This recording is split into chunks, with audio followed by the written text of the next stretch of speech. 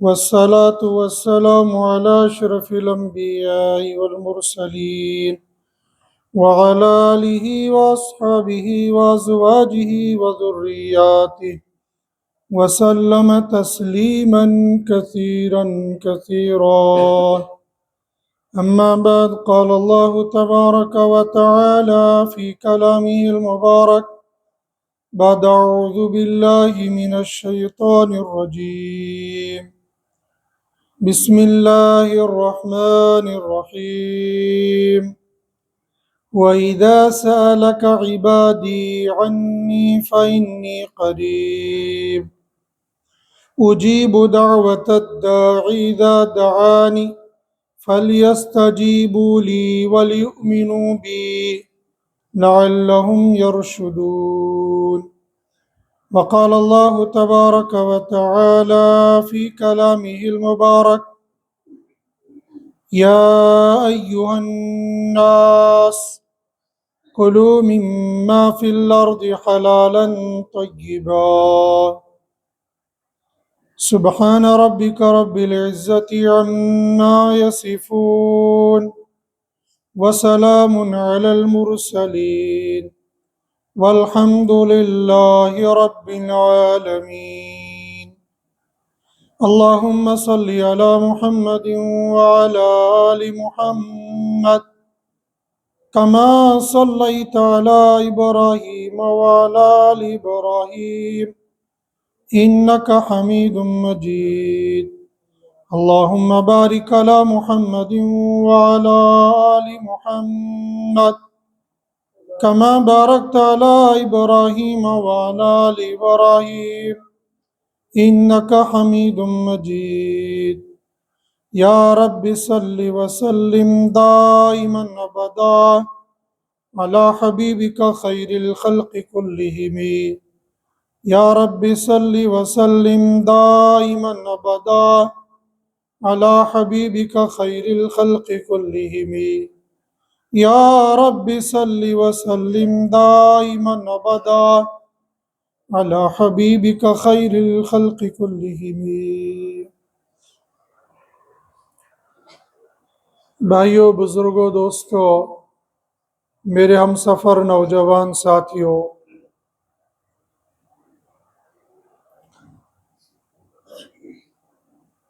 رب العالمین نے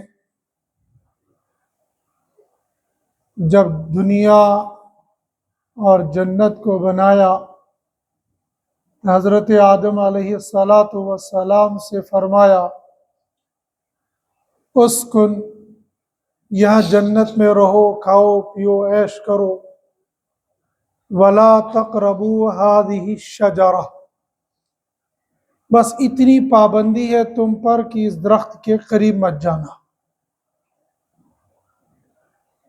گویا یہ اللہ کی طرف سے ایک حکم تھا، اور حکم عدولی کرنے کی وجہ سے ہر بڑا چھوٹے کو کچھ نہ کچھ تنبیہ کرتا ہے۔ حضرت آدم علیہ السلام نے ایک زمانے کے بعد اس درخت کے قریب گئے اور جس چیز کے کھانے سے منع کیا تھا وہ کھا لیا۔ بس اس دانے کا کھانا تھا کہ فوراً اللہ کی ناراضگی کے حالات بدل گئے۔ حضرت آدم علیہ السلام پر جو کپڑے تھے، جو بدن چھپا ہوا تھا، وہ سب اتر گئے۔ جس درخت یا جس آڑ کے پاس جاتے تھے پناہ لینے کے لیے، وہ درخت یا تو وہاں سے ہٹ جاتا یا درخت بلند ہو جاتا۔ گویا وہ آڑ دینے سے اعراض کرتا تھا۔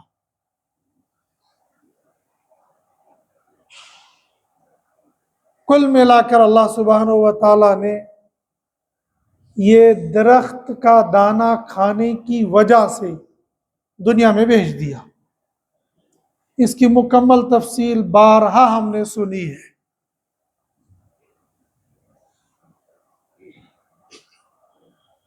گویا بطور تنبیہ دنیا میں بھیجا گیا بندے کو، انسان کو۔ اب جب بطور تنبیہ بندے کو کسی جگہ پر بھیجا جاتا ہے تو پھر وہاں پر اس کو مکمل آسائش، مکمل آرام نہیں ملتا ہے۔ ادھر اور ادھر کی مثال دینا شاید یہ مناسب نہ ہو، لیکن ہم سمجھنے کے لیے کہ بندے کو جب جیل بھیج دیا جاتا ہے، وہاں کھانے پینے رہنے سہنے کی بس بقدر ضرورت اس کی ان ضرورتوں کو پورا کیا جاتا ہے۔ وہاں پر اس کو 5 اسٹار ہوٹل نہیں دیا جائے گا، وازوان کھانے کے لیے نہیں دیا جائے گا، من مرضی سے گھومنے پھرنے کی اس کو اجازت نہیں ہوگی۔ اس جیل کی جتنی بارکیں ہوں گی، ہر بارک میں جانے کی اس کو اجازت نہیں ہوگی، بلکہ جو لوگ جیل میں ہو کے آئے ہیں، اگر وہ اس جیل کو، اس دنیا کو بھی جیل سمجھیں گے، اس کو بھی جیل سمجھیں گے، اور پھر اس دنیا کی جیل کو احکام خداوندی اس پر منطبق کریں گے تو شاید ان کو سمجھنا بہت ایزی ہو جائے گا، بہت آسان ہو جائے گا کہ جیسے ایک جیل میں ہر چیز کھانے کی اجازت نہیں ہے، ہر بندے سے ملنے کی اجازت نہیں ہے، ہر ایکٹیویٹی، ہر کام کرنے کی اجازت نہیں ہے، بلکہ جیل کا سپریڈنٹ، جیل کا مالک جس چیز کی اجازت دے گا، یہ مجرم اس جیل خانے کے اندر اتنی ہی ایکٹیویٹی کر سکتا ہے، اس کے علاوہ اگر یہ کرے گا یہ مجرم کہلائے گا۔ اول تو اس کو فوراً روک دیا جائے گا، اور اگر فوراً نہیں روکا تو اس کو سزا دے دی جائے گی۔ اگر ہم اسی طریقے سے اس دنیا کو سمجھیں گے کہ یہ دنیا ایمان والے کے لیے 5 اسٹار ہوٹل کے مانند نہیں بلکہ ایک جیل کے مانند ہے، اس جیل میں ہم کریں گے وہی جو رب نے کہا ہوگا، اس جیل میں کھائیں گے ہم وہی جو رب نے کہا ہوگا، اس جیل میں ملیں گے ہم انہی لوگوں سے جن سے رب نے اجازت دی ہوگی، اور اس جیل میں ہم جائیں گے وہیں جہاں رب نے اجازت دی ہوگی۔ اس کے علاوہ اگر ان جگہوں پر جائیں گے جہاں پر رب نے منع کیا ہوگا، اللہ کا عتاب، اللہ کی پکڑ آئے گی، سزا، اور یہ بندہ مجرم بن جائے گا۔ جیسے جیل خانے کے اندر ہر مجرم کی بارک الگ الگ اور ہر مجرم کا سٹیٹس الگ الگ، ہر مجرم کے ساتھ آنے والوں کو ملاقات کے لیے ٹائمنگ الگ الگ، آئیں گے کون کون یہ الگ، ہر چیز الگ الگ ہوگی۔ جب بندہ جیل کے قانون کو اور پھر دنیا کو اللہ کا قید خانہ سمجھ کر سامنے رکھتا ہے، اس کو سمجھ میں آتا ہے کہ میرے لیے اس دنیا کے اندر اللہ کی مرضی کے بغیر زندگی گزارنا ممکن نہیں ہے۔ من مرضی سے زندگی گزاروں گا، رب کی پکڑ آ جائے گی۔ جب دنیا کے مجرم کو دنیا کے سپریڈنٹ کے سامنے اپنی مرضی چلانے کی اجازت نہیں ہے، تو مخلوق کو خالق کے سامنے اپنی مرضی چلانے کی اجازت کیسے ہو سکتی ہے؟ اس لیے آدم علیہ السلام اور آپ کی ذریت کو کہا گیا، تم دنیا میں جا رہے ہو، دنیا میں بھیجے جا رہے ہو، تم انہی جگہوں پر رہو گے جن جگہوں پر جانے کی تم کو اجازت ہے۔ مثال، تم کو نائٹ کلبوں میں جانے کی اجازت نہیں، مثال، تم کو شراب خانوں پر جانے کی اجازت نہیں، مثال، تم کو ناچ گانے اور ڈانس کی مجالس میں جانے کی اجازت نہیں۔ اس کے علاوہ فلاں فلاں فلاں جگہ پر تم جا سکتے ہو. جیسے دنیا کے اندر ایک ڈیفنس ایریا ہوتا ہے، اس ڈیفنس ایریا کی حدود سے بندہ آگے بڑھ نہیں سکتا ہے. بارڈر پر دو لائنیں ہوتی ہیں، ایک زیرو ایک کنٹرول. زیرو کے قریب تو بندہ جا سکتا ہے، لیکن جو لاسٹ والا کنٹرول ہوگا وہاں سے آگے بندہ جا نہیں سکتا ہے، کئی میٹر پہلے اس کو روک دیں گے. ایسے ہی بندے کو کہا غلط بندے کے پاس کھڑا مت ہونا، غلط دکان کے پاس کھڑا مت ہونا، غلط سوسائٹی کے قریب مت جانا. اگر بیٹا دن میں غلط دوست کے سامنے کھڑا ہوگا تو شام کو گھر آ کر چھترول پڑیں گے، فلاں غلط بندے کے ساتھ کیوں کھڑا ہو گیا تھا، غلط سوسائٹی کے اندر تو نے قدم کیوں رکھا تھا. اسی طریقے سے رب نے کہا میرے بندو تم کو ان غلط جگہوں پر، غلط پارکنگوں میں، غلط دوستوں کے ساتھ، غلط لوگوں کے ساتھ جانے کی اجازت نہیں ہے. ایسے ہی تم جنت کے اندر رہ رہے تھے، لباس پہنا ہوا تھا، تم نے جب غلطی کر لی تمہارا لباس چھین لیا گیا، تمہارے لیے لباس متعین ہو گیا. وہ جنتی لباس تھا، یہ دنیاوی لباس ہو گیا. جیل کے اندر مجرم یہ چاہے گا کہ میں اعلیٰ کوالٹی کا جبہ کبا پہن لوں، کستوری کی عطر منگوا لوں، بہترین عود منگا لوں، بہترین امامہ منگا لوں، اور بہترین شیروانی منگا لوں اور اس لباس میں رہوں. تو سپرنٹینڈنٹ کہے گا یہ خالہ جی کا گھر نہیں ہے، یہ جیل ہے، یہاں پر وہی لباس پہننا پڑے گا جو ہم بتائیں گے، جو ہم دیں گے. ایسے ہی مسلمان کو یہ کہا دنیا تیرے خالہ جی کا گھر نہیں ہے، یہ اللہ کی طرف سے متعین کردہ چند دن کے لیے گزرگاہ ہے. اس دنیا میں لباس تجھے وہی پہننا ہے جو لباس رب نے متعین کیا ہوگا. من مرضی کا لباس پہنو گے تو مجرم کہلاؤ گے، خواہشات کا لباس پہنو گے تو مجرم کہلاؤ گے، اس لیے کہ رب نے تمہارے لیے لباس متعین کر دیا.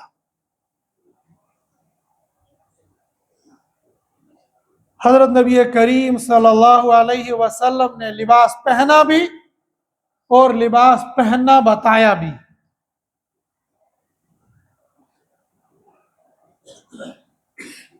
ایسا لباس نہیں پہننا کہ جس سے تمہارا بدن ہی کھل جائے یا تمہارے بدن کی ساخت ظاہر ہو جائے یا دین کے دشمنوں کے ساتھ اس لباس کی وجہ سے تمہاری مشابہت ہو جائے. ایسا لباس بھی مت پہننا. کھانے کا نمبر آ جائے گا، وہ کھانا کھانا جس کھانے کی رب نے تم کو اجازت دی ہوگی. اس کے علاوہ من مرضی کا کھانا تم پی نہیں سکتے، کھا نہیں سکتے. من مرضی کا پانی تم پی نہیں سکتے. وہ کھاؤ جو رب نے متعین کیا، وہ پیو جو رب نے متعین کیا. دنیا کا انسان سمجھتا تو اس کو اختیار تھا، وہ سمجھتا کیونکہ اس کو فہم نہیں ہے. مسلمان کو اللہ نے فہم دیا ہے، اس لیے کہ جس نے کلمہ طیبہ پڑھ لیا وہ مسلمان بن گیا، وہ انسان بن گیا. جو قرآن کو نہ سمجھے، جو دین کو نہ سمجھے، جو اللہ کو نہ سمجھے، جو اللہ کے نبی کو نہ سمجھے، یعنی جو اسلام کو ایکسپٹ اور قبول نہ کرے، قرآن نے ان کو کہا اولئک کالانعام، وہ تو انسان ہے ہی نہیں، اس لیے کہ وہ دین کو سمجھ نہیں رہے. لہم قلوب لا یفقہون بہا ولہم اعین لا یبصرون بہا ولہم آذان لا یسمعون بہا. دل ہے سمجھتے نہیں، آنکھیں ہیں دکھتا نہیں، کان ہے سنتے نہیں ہے. گویا وہ آدمی جو دین کو ایکسپٹ کرے گا اس کے پاس یہ سب ہے، اور جو اس کو قبول نہ کرے گا، قرآن خود ہی کہہ رہا اولئک کالانعام، اور انعام میں سب آ جائیں گے، چھوٹا بھی آئے گا بڑا بھی آئے گا، لیکن انسان انسان ہے، انسان کو کہے جانور کہیں کے آگے سے غصہ کرے گا، اور اسی کو کہو اے ببر شیر لگ رہا ہے تو ہنس پڑے گا، ہاں میں ببر شیر، ببر شیر بھی جانور ہے اور جانور بھی جانور ہے، لیکن الفاظ کو گھماؤ تو بندہ خوش ہو جاتا ہے۔ اسی بندے کو کہو کہ تو بیل جیسا لگ رہا ہے تو وہ غصہ کرے گا، تو اسی کو وہ ہٹا کٹا ہل لگانے کے قابل ہو گیا ہے، خوش ہو جائے گا کہ میرے اندر طاقت ہو گئی ہے۔ بس انسان دنیاوی اعتبار سے سوچتا ہے، رب نے کہا جو یہ قبول نہ کرے اولئک کالانعام، مگر دنیا کا انسان کہتا ہے یہ کوئی چیز ہے کھانے کے لیے یا پہننے کے لیے، یہ دنیا ہے انجوائے کرنے کے لیے، دنیا انجوائے کرنے کے لیے ہے ہی نہیں، دنیا تو بطور سزا ہے مومن کے لیے، مسلمان کے لیے، انجوائے مجھے اور آپ کو کرنی ہے جنت میں جا کر، کلو واشربو ہنیم، وہاں تو یہ آرڈر ہوگا، حکم ہوگا، جہاں مرضی وہاں جاؤ، جو مرضی وہ کھا لو، جو مرضی وہ پہن لو، اور مرضی تو مرضی ہے، جنتی بیٹھے بیٹھے خالص سوچے گا کہ مجھے تازہ تازہ شوپیان کا سیب چاہیے، بس آنے واحد میں اس نے سوچا تو شوپیان کا سیب، اسی آنے واحد میں بس پلک جھپکنے کے بغیر سوچا کہ شوپیان کے سیب کا رس اور جوس چاہیے، اور بندہ بیٹھا کہاں ہے؟ او امریکہ کے کونے میں۔ یعنی یہ تو میں دنیا کی مثال دے رہا ہوں، اتنا دور، اور کشمیر شوپیان، ادھر سے جاؤ تو روڈ بند، ادھر سے جاؤ تو روڈ بند، ادھر یعنی چاروں طرف سے شوپیان بند، آئے گا سیب کیسے؟ لیکن وہ جنت ہے، اس کے لیے راستے کوئی بند نہیں ہوتے، وہاں تو بندے نے سوچنا دل میں آیا وہ چیز حاضر ہوگی۔ یہ دنیا ہے، یہ آخرت ہے، اور دنیا میں بندہ شوپیان میں بیٹھا ہوا ہے اور سیب کا باغ ہے، سیب کی پیٹیاں ہے، بیماری ایسی لگی ہے ڈاکٹر نے کہا سیب کھا نہیں سکتے ہو، کھا نہیں سکتا ہے، سامنے سب کچھ ہے، کھا نہیں سکتے، یہ دنیا ہے، اور آخرت میں خالی سوچنا ہے سب کچھ مل جائے گا۔ جب دنیا میں ڈاکٹروں کے کہنے کی وجہ سے ہم اپنے اوپر روک لگا دیتے ہیں تو کیا رب نے روک نہیں لگائی ہوگی؟ چیز جو مل جائے اس کو کھا لو، نہ، قرآن نے کہا یا ایھا الناس کلوا مما فی الارض حلالا طیبا، وہ کھاؤ زمین میں سے، نمبر 1 وہ حلال ہو، نمبر 2 وہ طیب بھی ہو۔ حرام اور حلال کا تصور مسلمان سے ختم ہو گیا ہے۔ میں تو حرام خور صرف اس کو کہتا ہوں جو ڈیوٹی نہیں دیتا ہے، میں پھٹ سے فتویٰ لگاتے تو حرام خور ہے، گھر بیٹھے بیٹھے حرام کھاتا ہے، تنخواہ لیتا ہے، ڈیوٹی دیتا ہی نہیں ہے۔ لیکن کبھی میں نے اور آپ نے اپنے بارے میں یہ تصور کیا ہے کہ میں اور آپ حلال کھاتے ہیں یا حرام کھاتے ہیں؟ اس کی میں آپ کو ایک ادنا سی مثال دیتا ہوں، بندہ حرام کھاتا ہے، حلال کھاتے اس کو پتہ بھی نہیں لگتا ہے۔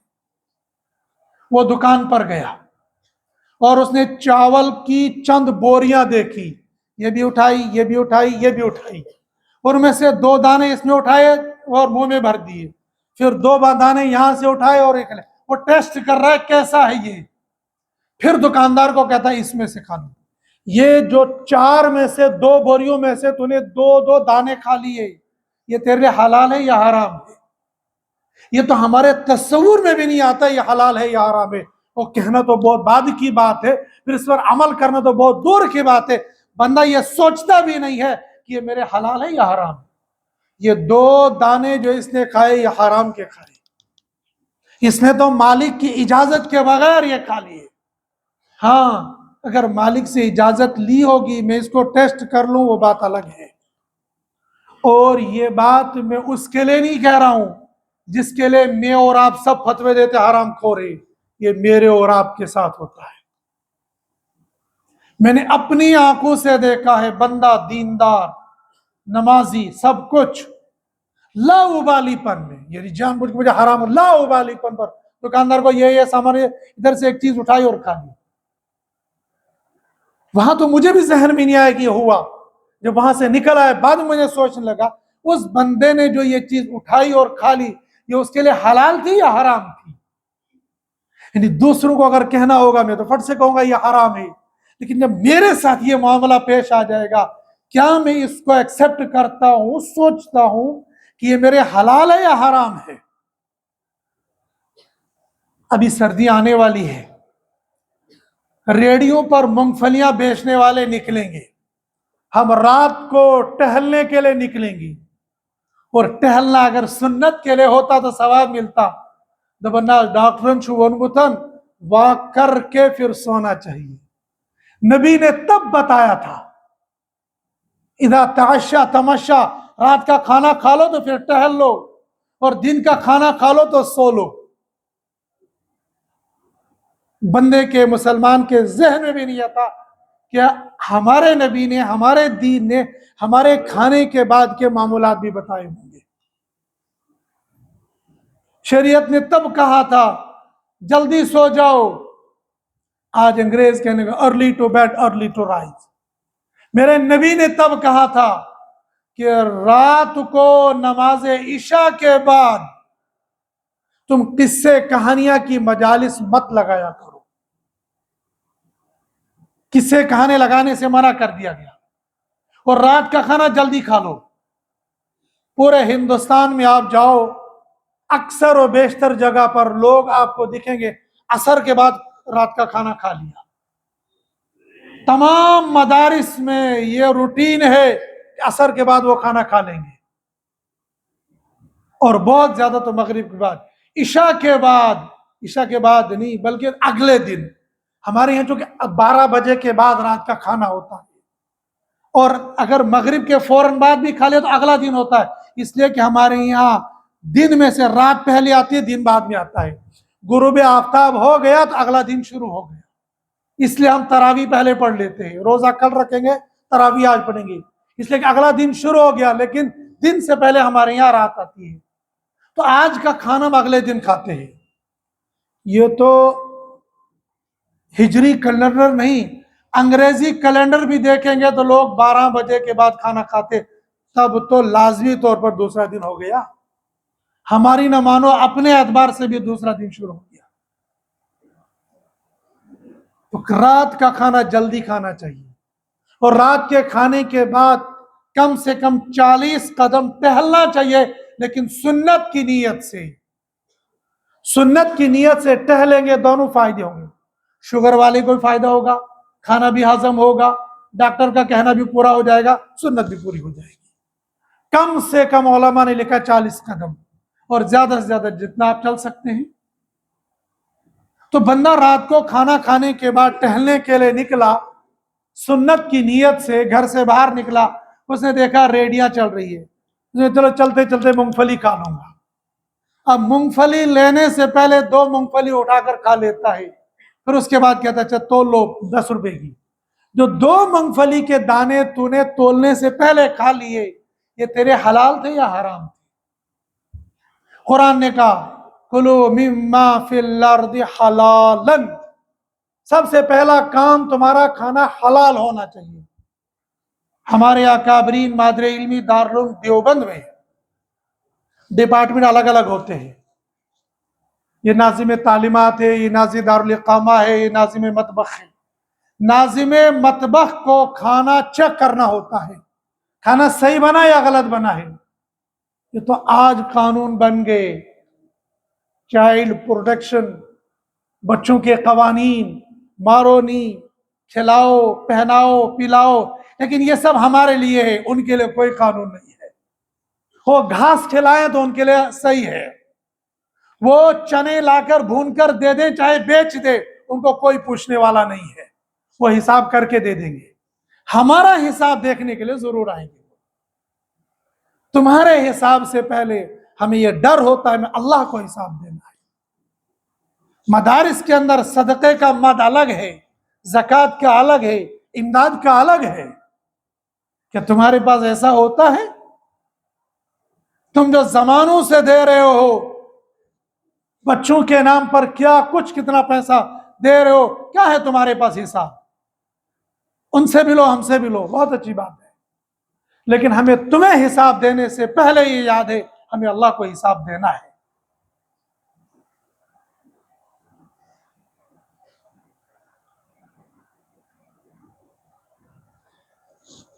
ہمارے لیے قانون ہے کہ لباس پہننے کے لیے کہ بچہ کا دارالاقامہ کا ناظم یہ دیکھے گا، ناظم مطبخ یہ دیکھے گا. اس ناظم مطبخ کی ذمہ داری ہوتی ہے کھانے کو چیک کرنا. لیکن یہ کھانا اگر یہ ناظم دارالمطبخ اگر یہ مالدار نہیں ہے، اگر یہ مالدار ہے تو اس کو مطبخ کے کھانے سے کھانے کی اجازت نہیں ہے.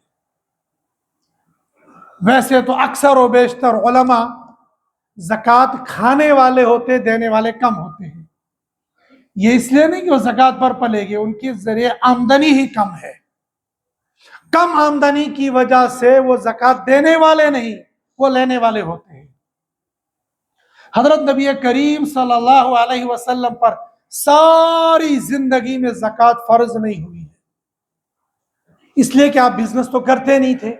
جو مال کہیں سے آتا تھا اس کو فوراً تقسیم کر دیتے تھے، اپنے پاس رکھتے نہیں تھے. اور زکوٰۃ فرض ہونے کے لیے ایک تو صاحب نصاب ہو، اتنا مال ہو، پھر ہولانِ ہول ہو، سال گزر جائے پھر جا کے زکوٰۃ دے سکتے ہیں. اور لاکھ علماء کو جمع کرو شاید جھوٹ ہی ہو جائے گا، 10 مولوی وہ ملیں گے جن پر زکوٰۃ فرض ہوگی. لیکن یہ اللہ کا شکر ہے، یہ اللہ کا احسان ہے، یہ اللہ کا انعام اکرام اعزاز ہے ان مولویوں پر. ان مولویوں کو سارے لوگ کروڑ پتی سمجھتے ہیں، یہ دکھتے کروڑ پتی ہے. میں نے کہا اللہ کا شکر ہے، کروڑ پتی سمجھتے ہیں، روڑ پتی نہیں سمجھتے ہیں، ورنہ پھر پیروں سے رون دیتے. ابھی تو زبان سے رونتے ہیں ورنہ پیروں سے رون دے دیتے. اور یہ اللہ انعام اعزاز اکرام کراتا ہے. یہیں سے دنیا والوں کو سمجھنا چاہیے جو اللہ ان مولویوں کا اس دنیا میں اتنا بڑا اکرام کرتا ہے، کل مرنے کے بعد ان کا کتنا بڑا اکرام ہوگا وہ تم اور میں سوچ بھی نہیں سکتے ہیں. کرواتا اللہ کیسے؟ وہ اللہ کی شایان شان ہے، اللہ کی مرضی ہے. وہ فقیر کو مالدار دکھا سکتا ہے اور مالدار کو فقیر دکھا سکتا ہے. یہ مولوی اکثر و بیشتر فقیر ہوتے ہیں، لیکن ان کی چال چلن، حال چال، اٹھنا بیٹھنا یہ امیروں جیسا ہوتا ہے. اور یہ تکبر نہیں ہوتا ہے. یہ رب نے کہا کہ تم پاک صاف ستھرے رہو، تم پاک بھی رہو صاف بھی رہو. ہمارے یہاں نہ پاکی ہے نہ صفائی ہے، دونوں ختم ہے. بندہ وضو کر کے آتا ہے، ننگے پیر آتا ہے، مسجد کے اندر داخل ہوتا ہے، اس کی نماز ہوتی نہیں ہے. اس کی تو کیا ہوتی ہے، دوسروں کی بھی ناپاک کر دیتا ہے. ناپاک پیر کے ساتھ جب مسجد کے اندر داخل ہو گیا، پیر ناپاک. کئی مرتبہ میں مسئلہ بتا چکا، لیکن پھر بھی لوگوں کی بدھی میں آتی نہیں ہے، ننگے پیر آتے ہیں. یہ جو لوہے کے گیٹ ہم نے باہر لگا، یہاں جوتے نکالنا لازم ہے. بندہ اپنے جراب کی صفائی کے لیے جوتا پہن کے آئے گا، دوسروں کی نماز کا بیڑا غرق کرے گا. وہ صفائی دیکھتا ہے، وہ پاکی نہیں دیکھتا ہے. اسلام نے کہا پاک بھی ہو جاؤ، صاف بھی ہو جاؤ. تو جو مولوی مدرسے کے اندر مالدار ہوگا وہ زکوٰۃ نہیں کھائے گا، لیکن جو مالدار نہیں ہوگا اس کے لیے زکوٰۃ کھانے کی اجازت ہے. بعض دفعہ ایسا ہوتا ہے ایک بندے کی تنخواہ منتھلی آمدنی اس کی 1.5 لاکھ ہے، لیکن اس کے اکاؤنٹ کو چیک کرو بیچارہ زیرو بیلنس ہوتا ہے. اور ایسا ہوتا ہے، دکھنے میں لگتا ہے بڑا مالدار ہے، گھر میں ماں بیمار ہے، گھر میں بیوی بیمار ہے، بچے پڑھتے ہیں اور 1-2 فیملیاں چلا رہا ہے. اس بیچارے کا جو آتا ہے وہ پہلے سے کھایا ہوا ہوتا ہے. جو تنخواہ آتی ہے وہ پہلے سے لے کر ختم ہو جاتی ہے، اس لیے کسی کے ظاہر کو دیکھ کر کوئی فیصلہ نہیں کرنا چاہیے۔ ویسے میں بارہا گزارش کرتا ہوں، ظاہر کو دیکھ کر اپنی زبان کو بند رکھا کرو، ورنہ کہیں بندہ ایمان سے نہ چلا جائے۔ مدرسے کا محتمم، مدرسے کا مدرس، مدرسے کا ناظم مطبخ، ناظم دارالقامہ جو بھی ہے، اگر یہ ناظم مطبخ مالدار ہے تو پھر اس کو کچن سے کھانے کی اجازت نہیں ہے، لیکن اگر یہ مالدار نہیں ہے تو پھر اس کو کچن سے کھانے کی اجازت ہے۔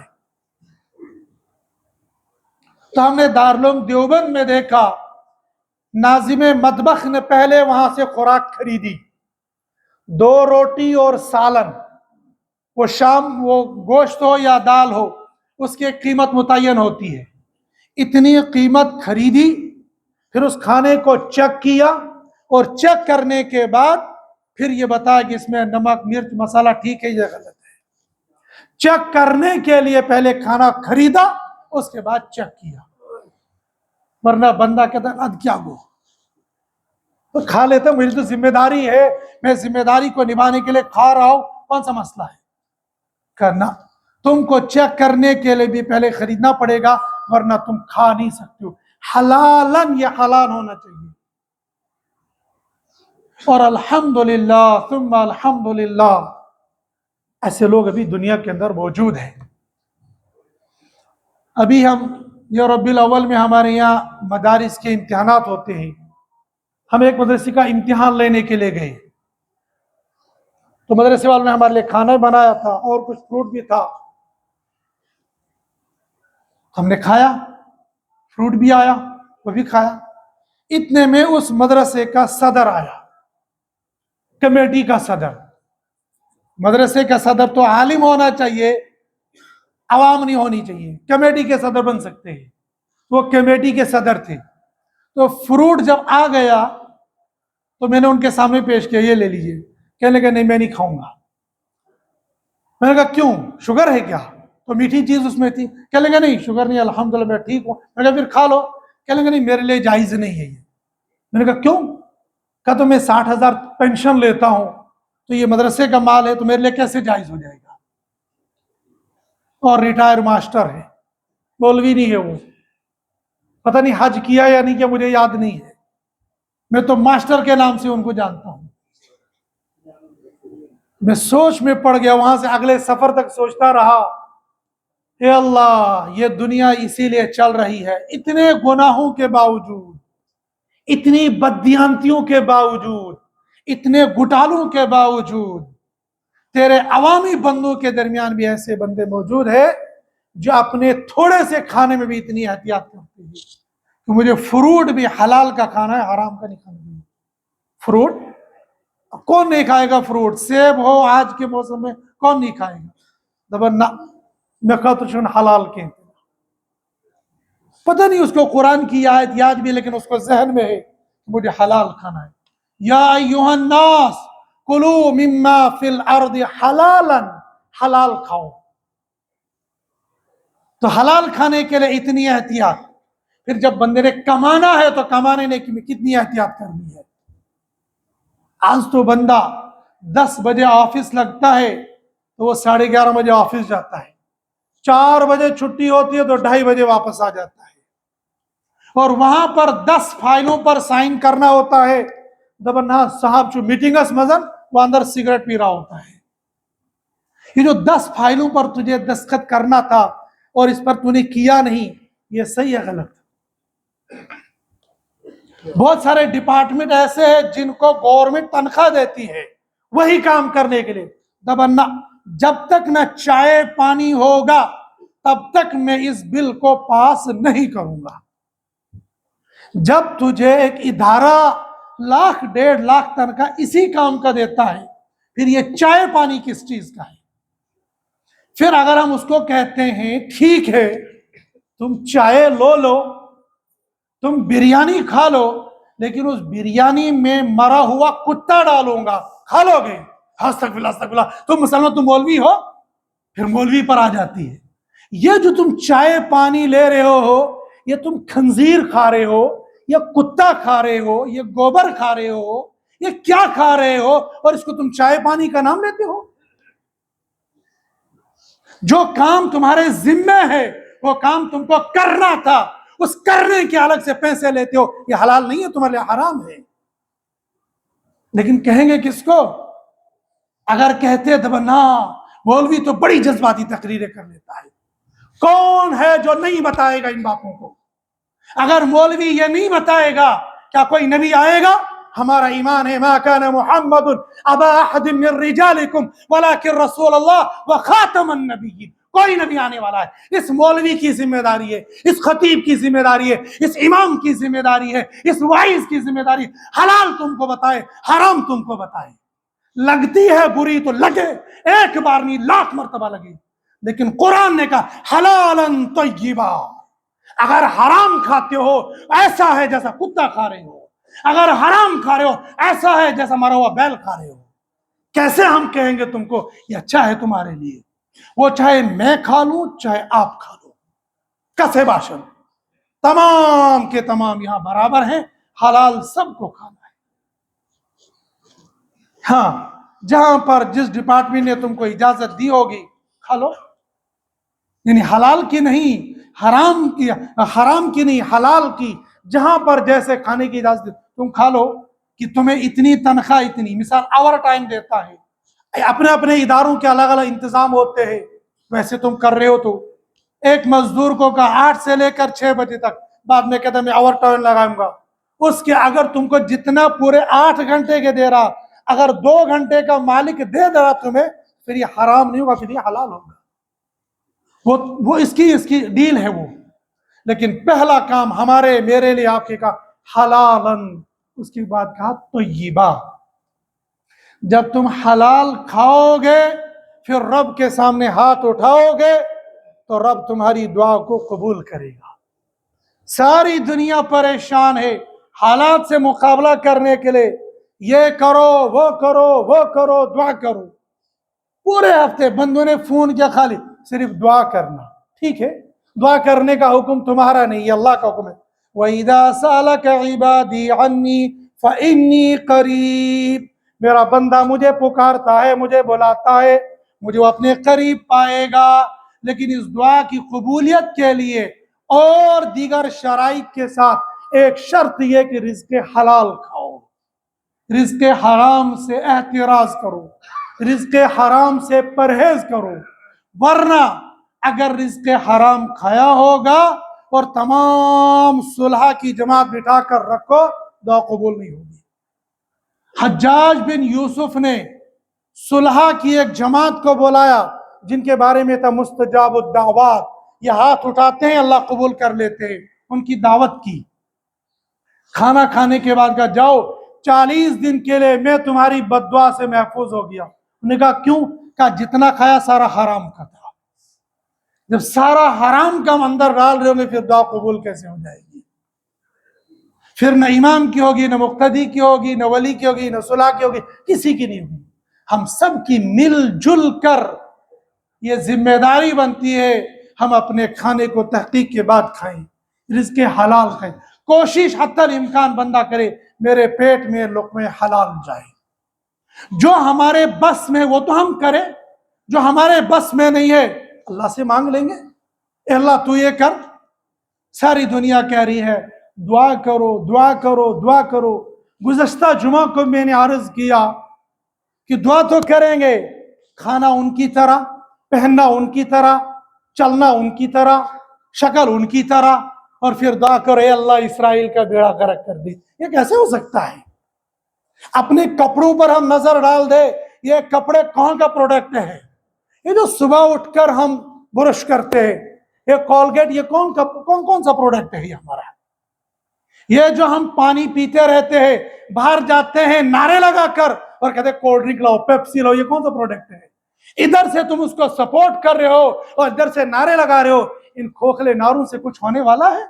یہ تم کر سکتے ہو، یہ کر لو، اپنے گھروں سے وہ تمام پروڈکٹ نکال دو جس کو یہودی بنا رہا ہے اور یہ ہمارے اختیار میں ہے۔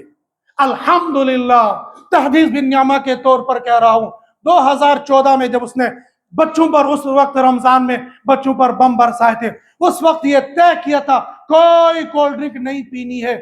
الحمدللہ ہٹا کٹا ٹھیک ٹھاک ہے، اور جو جتنا یہ کولڈ ڈرنک پیتا ہے اتنا اس کا ہاضمہ خراب ہوگا، اس کے اتنے گردے خراب ہوں گے، اندر کا سارا سسٹم خراب ہو گیا ہوگا۔ لیکن دبن نہا سے نا کولڈ ڈرنک تو ہونی چاہیے۔ تب تک آج کے مسلمان کا کھانا ہضم ہی نہیں ہوتا ہے جب تک نہ کولڈ ڈرنک پیے گا۔ سارا پروڈکٹ وہاں سے آ رہا ہے۔ کم سے کم یہ کر سکتے تو کرو۔ دبن ناز کیا کرو گے نا، تیز تیز کھون چھو تو اوپر سے ہونا چاہیے نا، پھر یہ ہونے والا نہیں ہے۔ پین جس سے تم لکھتے رہتے ہو، پین نام تو میں نہیں لوں کون سا، لیکن معلوم ہے آپ کو کہاں سے پین آ رہا ہے۔ کیا اس پین کے علاوہ تمہیں انڈیا کی کمپنیاں نہیں چل رہی ہیں؟ انڈیا کی شرٹ نہیں آ رہی، انڈیا کا اے سی نہیں آ رہا، انڈیا کا پنکھا نہیں آ رہا، انڈیا کا کولگیٹ نہیں آ رہا ہے؟ انڈیا کے اتنے سارے پروڈکٹ آ رہے ہیں، کیا ہم ان کو فالو نہیں کر سکتے ہیں؟ ان تمام چیزوں کو جو ہمارے اختیار میں چھوڑنا وہ چھوڑ دو، پھر اللہ سے دعا کرو، پھر اللہ کی مدد آئے گی۔ اور اگر ہم خالص ادھر سے وہ بھی کرتے رہو ادھر سے بھی کرتے رہو، دعائیں ساری زندگی ساری رات مانگتے رہو، پھر اللہ کی مدد نہیں آتی ہے۔ اللہ کی مدد آتی ہے دین کے ساتھ، اللہ کی مدد آتی ہے شریعت کے ساتھ، اللہ کی مدد آتی ہے سنت کے ساتھ۔ اللہ کے ساتھ تعلق جوڑ دو گے، انشاءاللہ اللہ کی مدد آئے گی۔ اور اگر ہم نے دین کو چھوڑ کر اللہ سے مدد مانگی تھی وہ نہیں ہو سکتی ہے۔ اللہ پاک مجھے اور آپ کو سنت اور شریعت کے مطابق اپنی ساری زندگی گزارنے کی توفیق نصیب فرمائے۔ وآخر الدعوانا الحمدللہ رب العالمین۔